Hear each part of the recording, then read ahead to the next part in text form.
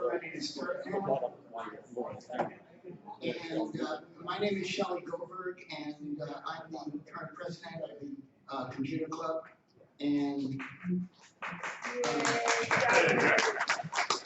please silence your cell phones so we don't get interruptions in the middle of the presentations.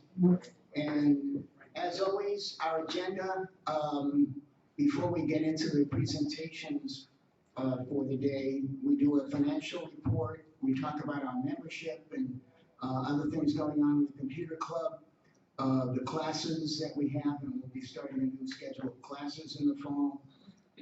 We talk about the Sun City community as a whole, since this is open to all residents in Sun City.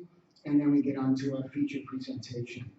And then after the presentation, the lab will not be open, but we will be here. We do have this room until 12 o'clock.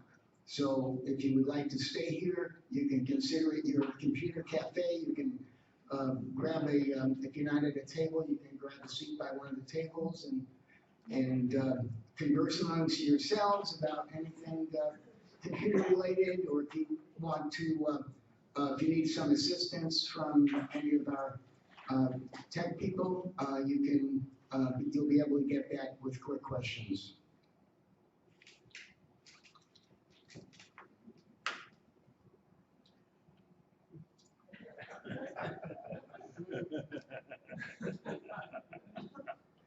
We've got two presentations today. One is on banking, and this kind of goes along with that.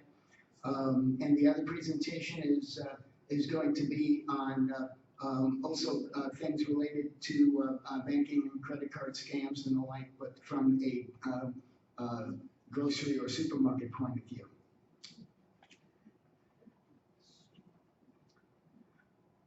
Okay, so getting on to our financial report. Oops.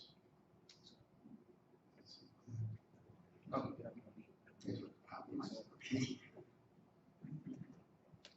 Getting on to our financial report. Things are pretty much the same as what we had last month, with one exception. We have now invested in one additional CD account. So we have more money in CDs, which we're now getting a lot more interest than we did previously. And then when Windows 12 comes out next year, or possibly we may start doing it later this year, we'll be buying some new equipment, some new computers for the computer lab. We also did, thanks to our treasurer, Doug Nagel, come up with a new budget for next year. So I wanted to bring up if we can get a motion from the floor. Dave Ruby. Mr. President, I'd like to move that we accept the board approved budget for 2024-25. Okay, it's a motion for approval of our budget. Do we have a second on that? Okay, John Sterling is seconding that. All in favor? Aye. Opposed? Okay, so the new budget for the coming year is approved.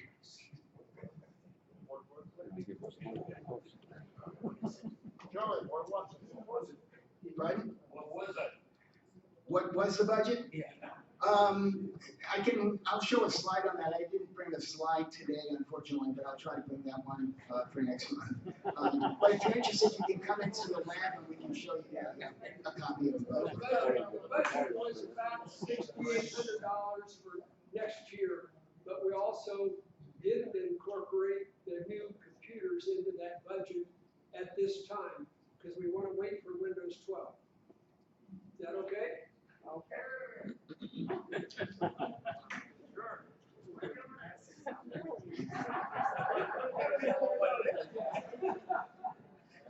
And our membership now that we're working with 3-year memberships, our total membership now is at $1229. Usually does start a little bit lower in July and August, and then as the year progresses and people remember that they forgot to renew their membership, starts to increase.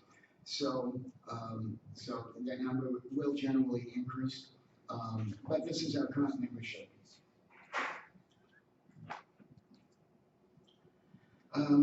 Next, I'd like to thank all of our volunteers. We get a lot of volunteers, not only for the coffee crew in the back and those that make the coffee that you enjoyed this morning, but also the instructors that we have for all of our very classes. And as we mentioned, our classes will be resuming in September. Also to all of our board members and lab techs, want to thank all of the volunteers. But we need more. So any of you who would like to come up and talk to any of us on, or just come into the lab and we can talk to you, show you what it's all about. If you'd like to get involved with us in any of these categories.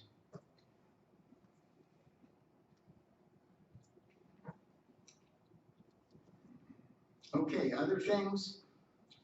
The Apple user group, we have an Apple subgroup that meets on the first Tuesday of each month at 9 o'clock, and that's in the lab.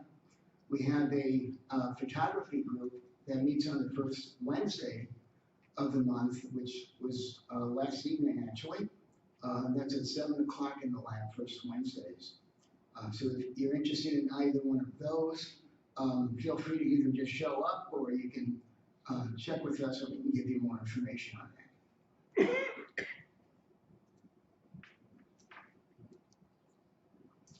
And our computer lab, where you can get assistance from any of our techs as far as computers and devices for be digitizing any of your slides or photos and that type of thing. We're open on Mondays and Thursdays from 9 to 12. Except on second Thursday like today when we close to meet here instead.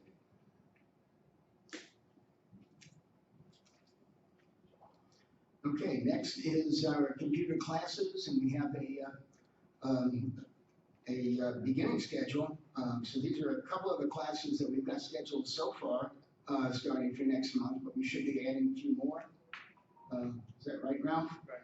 And so look for announcements on all the classes, the upcoming classes. And if you're interested in seeing the class that you don't see on the list, you've got two alternatives. One, you can go onto our Computer Club's website, where you can get a link to our YouTube page, where we have a lot of recorded classes, previous classes that we've done. And then the other thing is, if you don't see anything there, you can always talk to one of us and we can see if we can add a class of something if there's a general interest in it. Anything to add on that? Skip them.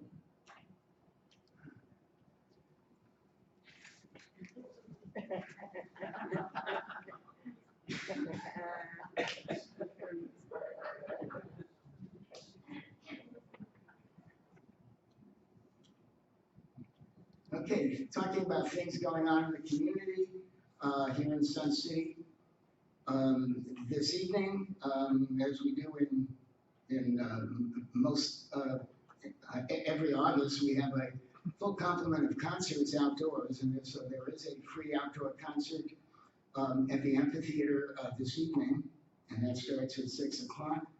And actually, it'll be there for the next four Thursday evenings as well. So today, the 15th, the 22nd, and the 29th, you can show up free of charge at the amphitheater. And if it rains, they bring the concert in here. So it's always a definite concert date. August 12th at 7 here in Drendel, there's going to be a Dean Martin Show concert. On August 27th, there's a Motown concert here in Drendel. And the Sun City Board meeting will be meeting in the Bertram, I believe it is, on August 28th at 9 in the morning.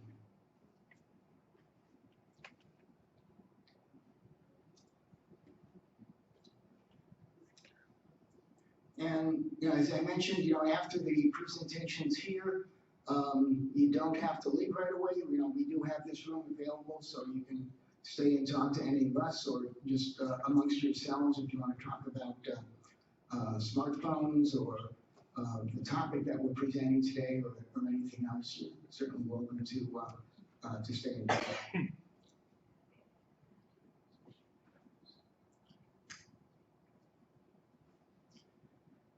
Okay, so with that, we're going to start our program, and we have a two-part program. The first part is going to be on managing groceries in the digital age, and the second part will be on managing or banking in the digital age. So here to begin the first part on managing groceries in the digital age, we have a representative of the IT management at Jewel-Osco, and it's Adam Beljasevic. I'm sorry.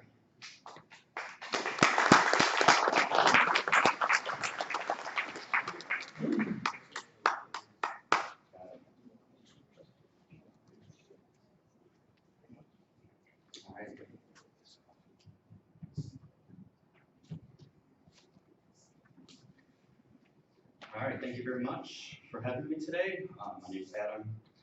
I've been working with Jewel for the past 24 years.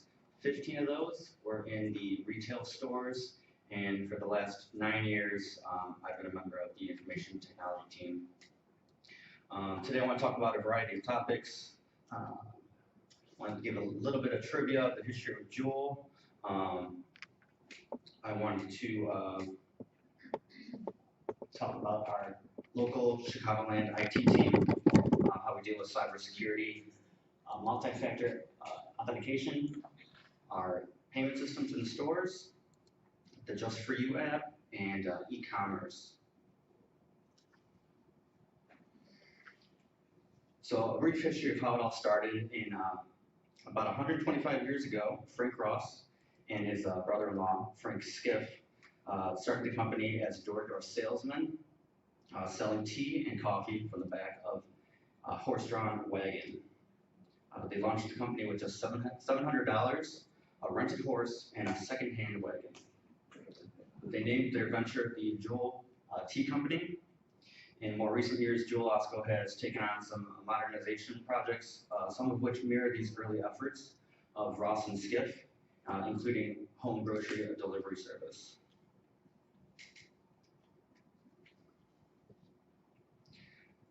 So today, Jewel-Osco has grown to 188 stores, which are located across Illinois, Iowa, and Indiana. We have a division office, a pharmacy office, and our distribution center warehouse. The Jewel IT team provides the technology solutions needed to make day-to-day operations successful and run smoothly. We install, service, and lifecycle all IT equipment for all of Jewel-Osco. Our IT team is comprised of 22 members. We have 12 field techs who each have assigned regions to support 188 stores. We have 4 deployment techs. They help with rolling out and installing new software and equipment.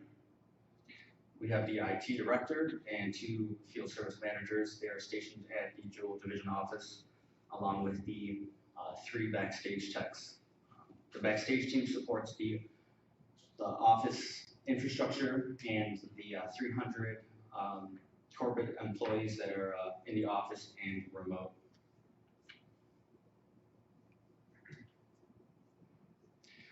Okay, cybersecurity has become a topic of increased interest in recent years. There are many threats present in the modern digital world that can be easy to fall victim to. So in our corporate office, we continually spread awareness and the importance of cybersecurity. A recent study by Stanford University found that about 88% of all data breaches within businesses are caused by employee mistakes. That's why at Jewel-Osco we have yearly training for all associates regarding the three major types of threats. That includes phishing emails, copycat websites, and social engineering. So I'll go over phishing emails a little bit here. These are deceptive messages that often use scare tactics that trick you into giving out sensitive information. These emails often appear as legitimate. They'll have links to copycat websites. And these websites are basically, they look real. You click on a link, they look like a real site where you go to enter your information in. But it's actually just a front where they're there to grab your inputted information that you put into the websites, like your usernames and passwords. So here is kind of an example of a phishing email. I don't know if you can read that, but there's a lot of misspelled words. Unknown sender that you're probably not going to be familiar with, or wrong domain addresses. And you can see that they're trying to threaten them with deleting your account or removing your account if you don't quickly access this website and put in your information.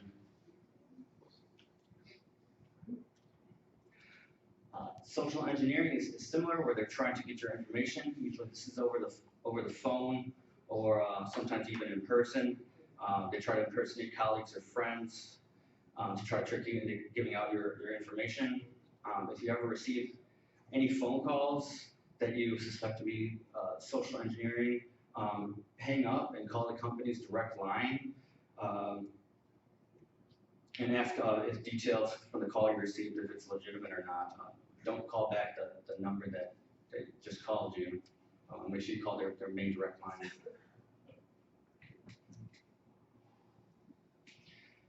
Okay, another security threat that affects our customers is PIN pad skimmers in stores and other businesses. We have safety measures in place to keep payment information secure. Our payment information is encrypted at the point of the PIN pad. On the pictures here on the left is a picture of one of the skimmers. You can see how the very left side looks like the actual front of a PIN pad, and on the back it's got a chip. And what it does is when you're putting in your PIN number, when you put in your card, it grabs your card information, and then it also grabs your PIN number that you're typing in there. So one of the things we have at Jewel is these little yellow strips that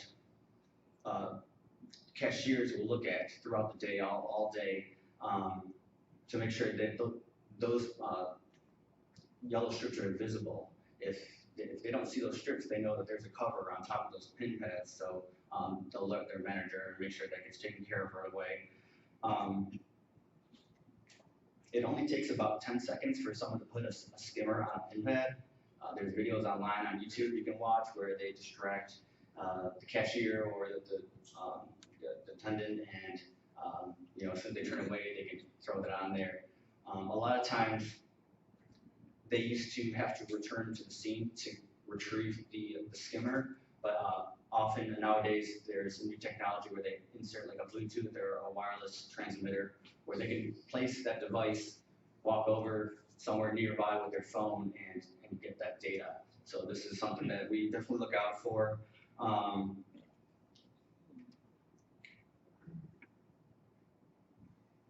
So PIN pads are checked 3 times a day by store staff. They're trained to go there and look at those, but like I said, throughout the day, we're watching that. And as a customer, you should watch for this also, not only at Jewel stores, but like gas stations or anywhere else where you're going to put your SIM card in.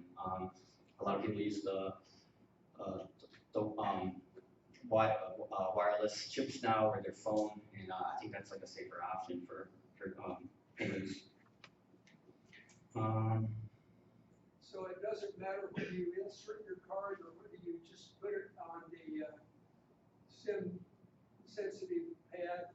In both cases, it'll catch it. These are for, as far as I'm aware, these are for when you insert. Insert. Yeah, because it's grabbing it from the chip that you insert, and also if you're using like a debit, you're going to use a PIN number, they'll grab it from there.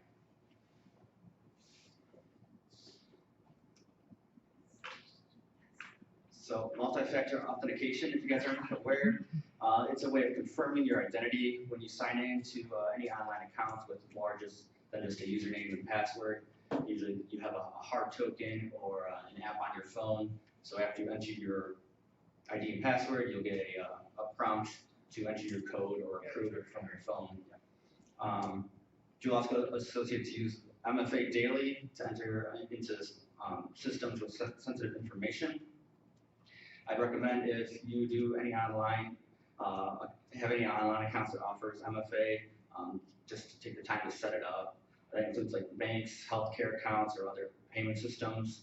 Those usually offer that extra security. So I would advise to get that set up for all those online accounts to prevent any unauthorized access in case someone were to get your password somehow. You have that second line of defense. Our Just For You app is a way we incorporate technology.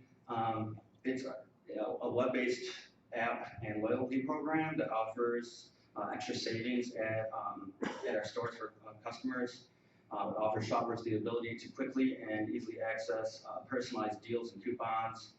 It's fast, it's flexible, it's unlimited. I use it. I don't use any kind of paper coupons anymore.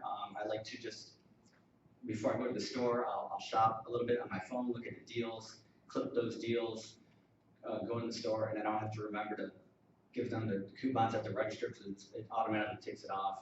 I used to be a coupon person, and so many times I would walk out of the store, get my keys to go to the car, and I would just pull out my stack of coupons that I was going to use at the register, and I didn't do it. So I like it a lot. I think it's awesome.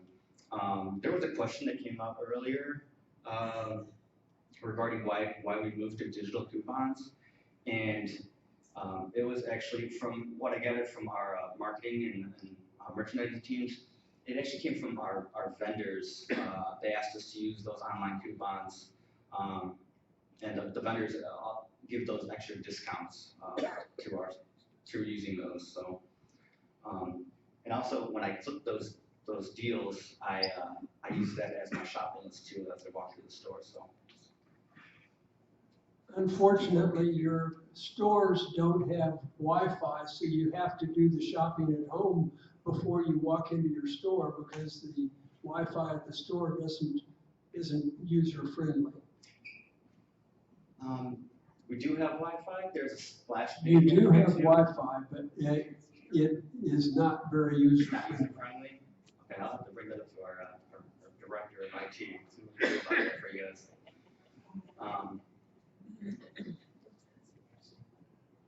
All right, and then e-commerce.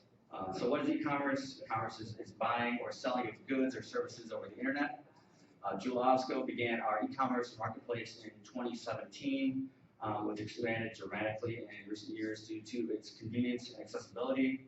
We offer drive up and go and home delivery service with the assistance of third-party vendors such as Instacart and DoorDash.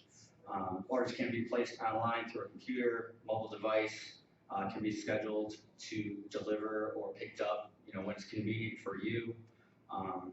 You might have seen those personalized shoppers running around the stores with their big carts, and they're all trained to pick out the freshest produce, fresh meat, all your favorite box and shelf items, and to help with those picking of the orders. In 2021, Jewel-Osco opened its first micro-fulfillment center next to its Westmont store. Micro-fulfillment center, it's basically a big warehouse that uses robotics to basically pick your products that you order online and put it in, prepare it for delivery or for pickup. So this 20,000 square foot facility approximately holds 6,500 items, which is about 60% of the products that are ordered online, and then the remaining 40% of those online products are picked up by the personalized shopper inside the store next door. So when you have the robots pulling, most of the items, and then the personal shopper grabbing the fresh stuff, it all comes together real quick to get those orders out to you guys. So from horse and wagons to AI robots, it's hard to imagine what the future holds for getting groceries to you guys, but I'm excited to see what else is coming. That's it. Any questions?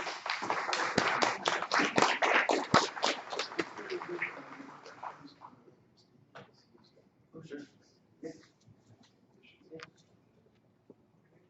You mentioned you could put coupons into your computer, into your phone. What app do you use to put those in? It's called the Just For You app. Yeah. It's a lot. It's awesome. You use it? Every week. Yeah. Abington and Coleridge or something, right? I don't know. That's a good question. Yes. What I'd really like to know about those so-called coupons, why don't they just lower the price? And so the seniors I'm not kidding you, if it weren't for Ralph, we wouldn't eat. Because I'm telling you, I do not like fussing with those coupons. We seniors don't need that hassle. I waste more time trying to figure out what I'm supposed to click and where it is when I want it. I just think that you are not user-friendly to seniors. End of story. Before we get into more questions, we have the second speaker, Mark Salvetti from the Heartland Bank, and he'll be talking about banking in the digital age. Ready? Yep.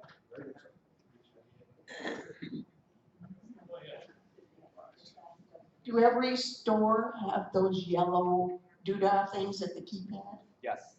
Okay, so if they're blue or green, it's a big no-no, correct? Yes, I believe they're all yellow. They're all going to be yellow. In Illinois, Indiana, and Ohio? Every impact will have one of those on it. And where is this e-commerce facility? Can I go visit? It's in Westmont. It's a good question. I'll find out by our e-commerce team. Maybe I can contact you if I don't know if they do tours. I haven't actually been there yet. I've seen some videos. It looks crazy. So yeah, I'd like to go visit too. So I'll find out. Okay. Now one more question over here. Yeah, go for it.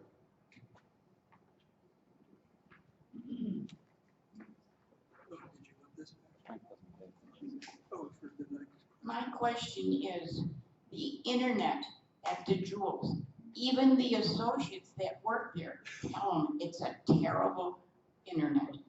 We can go on our phones and get into the app, but it takes forever and ever and ever for it to start up, and then you go scrolling down and you lose everything. So they need to do something with their internet within the stores. Thank you for letting me know. A lot of them, I suppose, that store, if you have a phone that's connected to your cellular service, it will work very well. But if you go through the store with it, your phone is set not to use cellular service, I think that's when the problem comes in. Yeah, and a lot of the stores, especially like in the city stores, they have all brick buildings where cell doesn't work. So that Wi-Fi should be available for everyone. So when I leave here, I'm going back to our office. And I'll tell the IT director, let them know you guys bring the feedback over there. Let them know what's going on. So hopefully we can get that fixed for you guys. I'll be hanging out a little bit afterwards. If anyone has questions after, just come by. Okay, that's it.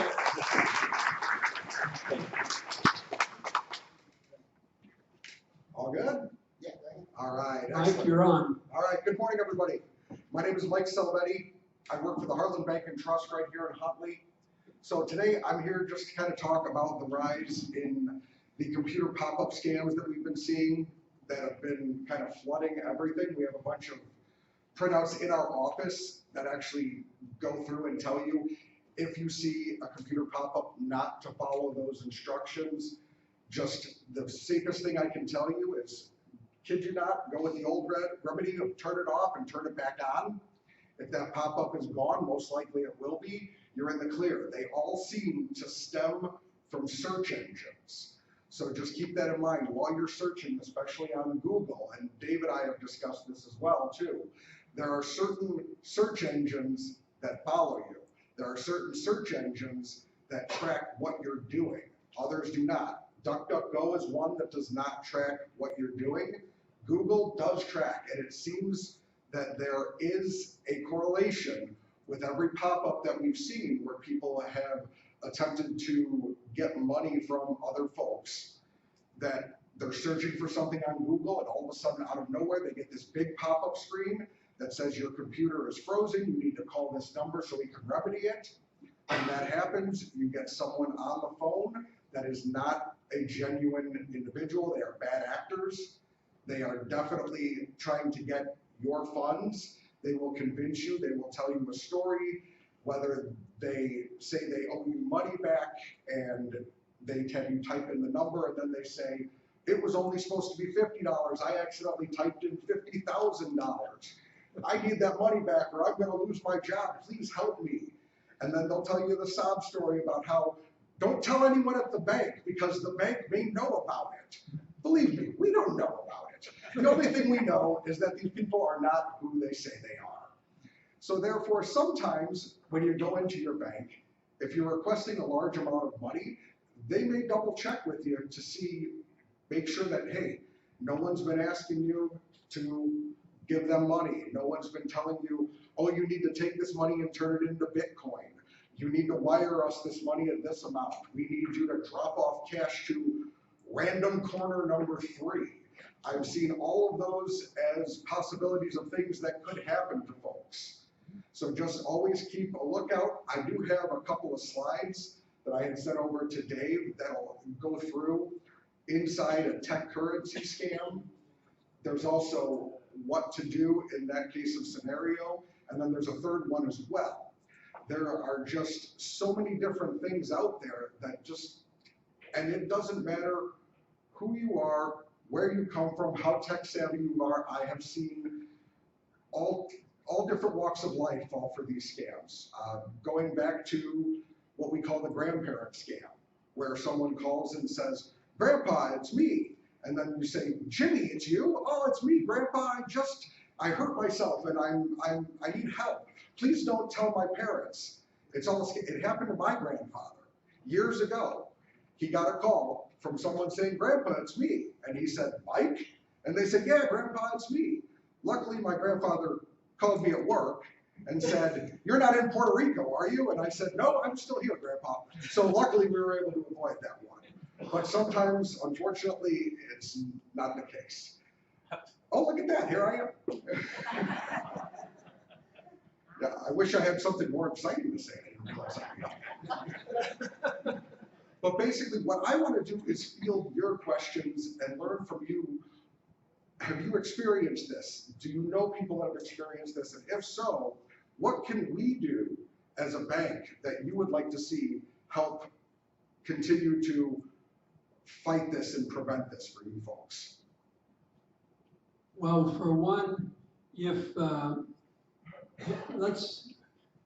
we are all exposed to the roofers. They always come after a storm and they talk to you about roofing, and oftentimes they will ask for cash up front. Do you discourage people from paying cash for Yes. something like that? I would, yes, without a doubt. Put that through your insurance first, see what the insurance comes back with, then go from there. I never recommend doing cash up front for any job that hasn't been started. Also, there's, in a kind of a one-off situation, if someone is asking you for cash and they tell you go to your bank and tell them, they're gonna ask you what the cash is for. Tell them you're buying a car. No dealership ever wants cash. They want a check. They don't want cash. They'll take your cash, but they don't want your cash. there's that, and there's other different things that they will tell you to tell the bank. And all the time, I've seen folks that are on their phone, they're in their pocket, and they're listening to every word that you say. I have a cash question. Here we Please. go. It's on. Go ahead. Would your cashier, your employees, cashiers, whatever, Mhm. however their Tellers. designation is, tellers, that's a good name. Okay, if I went in there and told them I needed $3,090 or whatever my total is, would they ever deny that, just thinking that somebody's trying to scam me? I mean, are they allowed to say, could you just wait a minute while I call the police or something? I mean, how do you handle somebody coming in there and you know as the teller that this is a scam? Yeah, that's a good question. I mean, the bottom line is, at the end of the day, it's your money. We are not able to say, we can't give you your money. We can give it to you in a check, and that's more likely the rate that our tellers would go. If they're let's say they're 100% convinced that you're in a scam, we would really persuade you to take a check, because a check is always cancelable. You can always cancel a check. Once you take that cash and you leave with that cash, there's really nothing we can do for you. Well, if that person has been brought to your bank Mhm.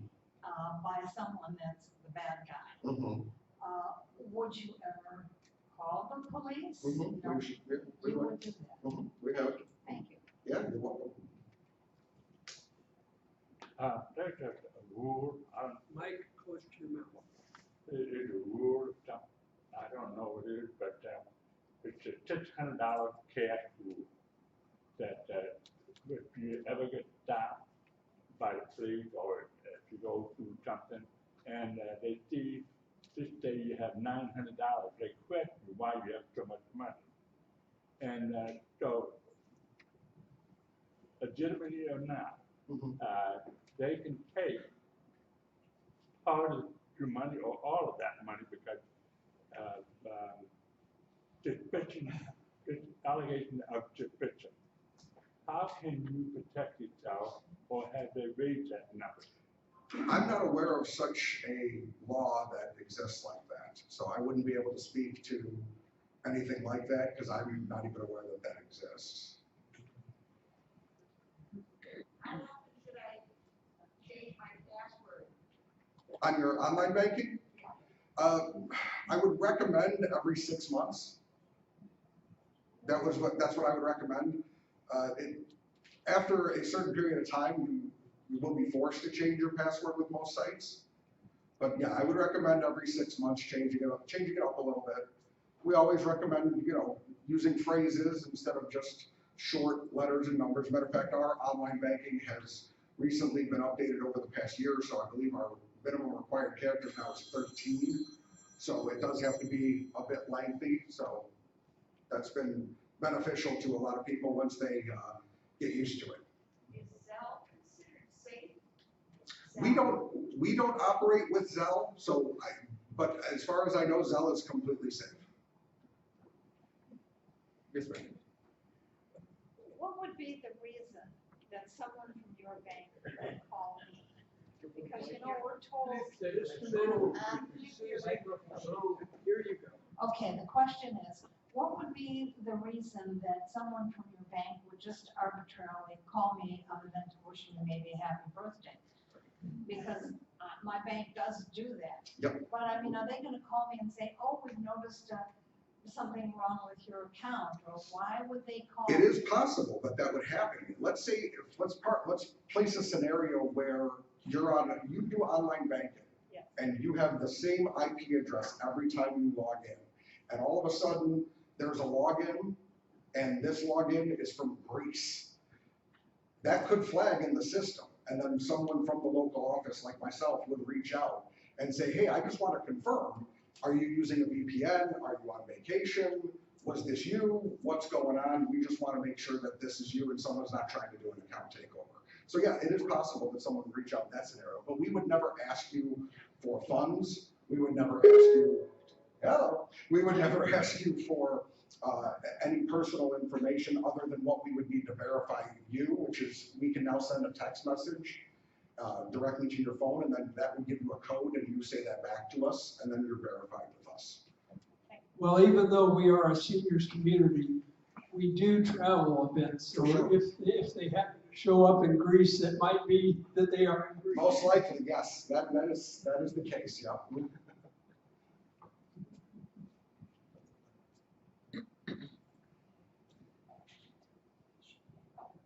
I have complicated passwords for my banking and all of that. Mhm. But a lot of little things, I have simple passwords. People use my simple passwords to take over my computer and get into my banking. No. Simplest answer, no. As long, if they're not linked together, there's no way that can happen. Obviously, we've talked at length about various resources that you have, such as LastPass, which is a secure password inventory area. So that's another option for you. There's a got a question on there.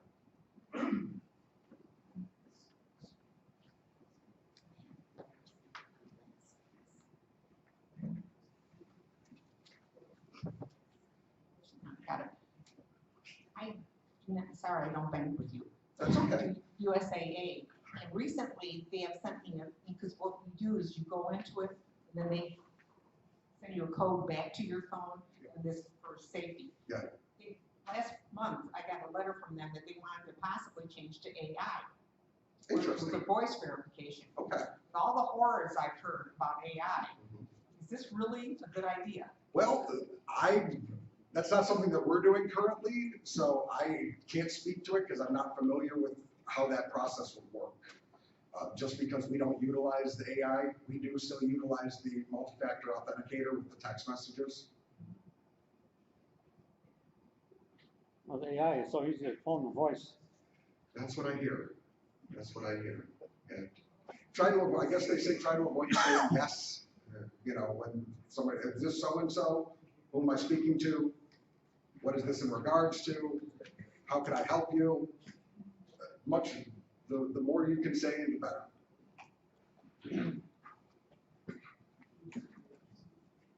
I just wanted to say something about I know Dave mentioned LastPass. I know I had done presentations up there a number of times on LastPass. And, a year or two ago, LastPass had been hacked for like the third or fourth time. And so LastPass is probably still secure, but the fact that they've been hacked so many times, it's a lot of people have been moving away from LastPass. I know I did, and there are a number of other password managers. I wasn't prepared for this, so I don't have a list of them. But you can probably just go online and do a search for password managers and see. I know I helped some lady move from LastPass to another one that I thought was really nice for most people. I don't remember what the name of it was though. No, that's one of them, 1Password. And personally, I'm using Bitwarden, but that seems to work fine. But there's a number of other ones. I think Norton has one, and there's some other ones too. So I didn't want to just leave that with you thinking about LastPass. You may not want to go there. It may be okay. They may have tightened up their security. Hopefully they have. And I don't know how many people. The concern I had was though that if a lot of people are leaving LastPass, are they going to fold at some point? So I felt the need to move to something else. One other thing that you might want to comment on with your bank, you have tellers, but I bank at PNC, and they closed the local branch, and then they moved people to the Randall Road facility, and then they discontinued teller service there, and they put an ATM in the lobby. And I just didn't know whether any of that was going to be in your future. That's not in our future. In our office, you'll always find a couple of tellers to run teller transactions. You'll find and bankers on the banker side, to help you with your banking work and kind of the segue in that. If you find yourself, even now as we talk, even if it's something you don't want to talk about now, feel free to stop in to see us at Heartland Bank. If you have questions, we can answer them for you, whether you bank with us or not. Come on in and have a chat with us. We're more than happy to talk to you and answer any questions and help you in any way that we can. But no, there's no plans to go tellerless for Heartland Bank. And one more sophisticated question, and that was, our club received approval from the community so that we could do CDs in the bank. Can smaller clubs that have a small balance possibly access, or what's the minimum for CDs? So for the specials right now, the minimum for the CD is 5,000. So for regular CDs, if you just wanted the standard rate CDs, depending on the term, those are 1,500, and that's anywhere from like a year to 36 months out. Okay. Other questions? I have a question. What requirements are if a person sets up their computer and we're getting their statements online and it was working, and then we had to reset their computer and put a new version of Windows on there? Okay. What is the normal routine? Will you have to get a new password, or will it, you're basically wiping out the hard drive and putting a new copy of Windows 10 usually on it, and they're redeveloping? It's like a new computer. For sure. So what is on that system that would be carried over would know on your account? Would it would be their same computer, the same router, or same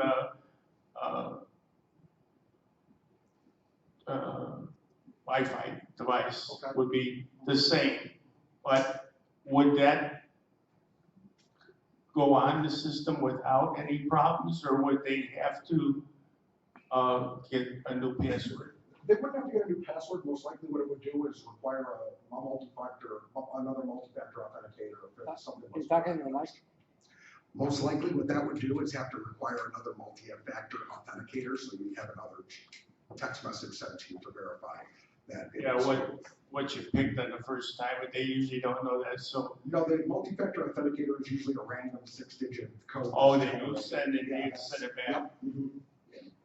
Yeah, that's just to verify that it is in fact you and it's going to where it needs to go. What about the fact that it's not, when they're trying to test it out, they're on their computer in the lab, and they're not at home, it's a different computer, they're calling from a different router? Most likely a multi-factor authenticator. Yeah. They'll ask. Yeah, behind changing the password, that would only happen when the password expires, or if someone doesn't remember their password, they're locked out, they need to have it reset, then that would be a case where the password And would be changed. Person that could bring his computer over there and get it, talk through somebody Sure. over there Yeah, too? we've done that many a times, yes. Okay.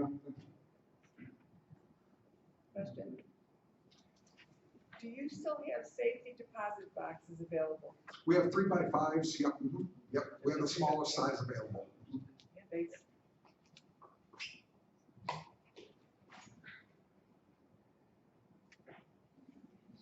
Other questions? I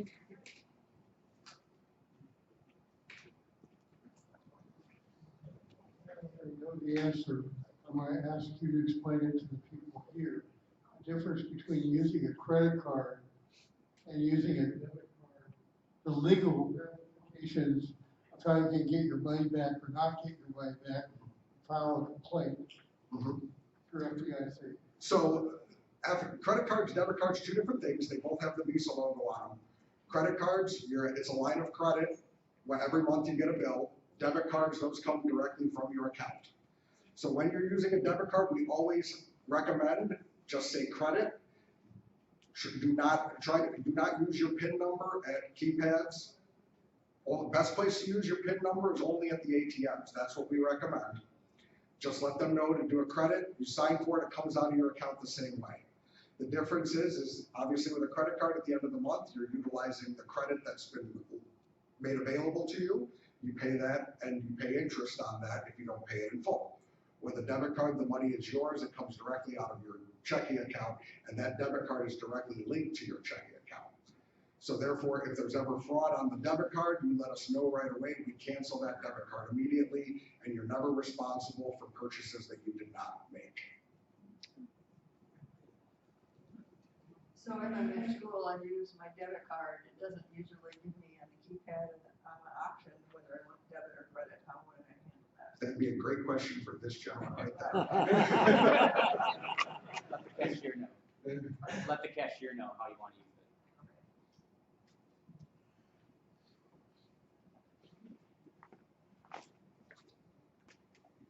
Yes, in the Jewel presentation, we heard about how the employees and the cashiers check the PIN pads.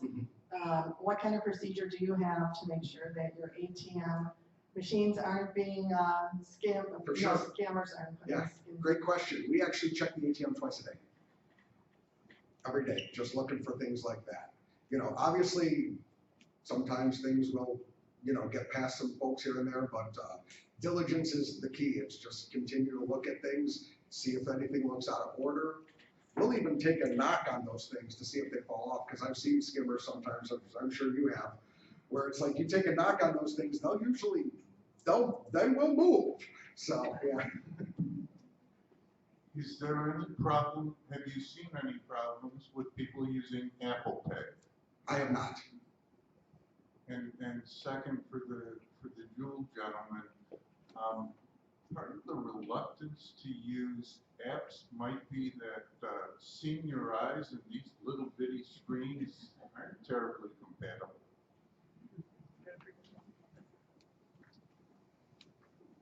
I don't know if I have a good answer for that. I know there's a zoom option on the phone that you can change the displays. I don't know if that would help with viewing the application, but I can bring that up to the people who designed the apps. Maybe there's something they can do to assist with that.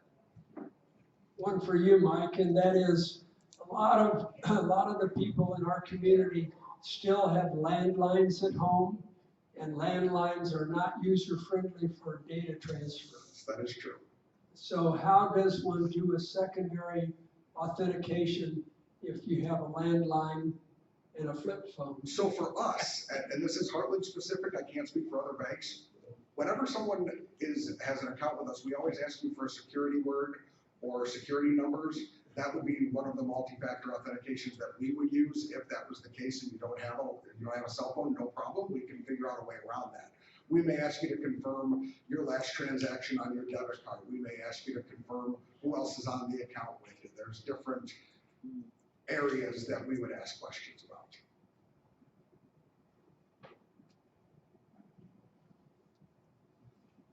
Any other thoughts from the audience? Thank you very much, Mike. Thank you. Thank you.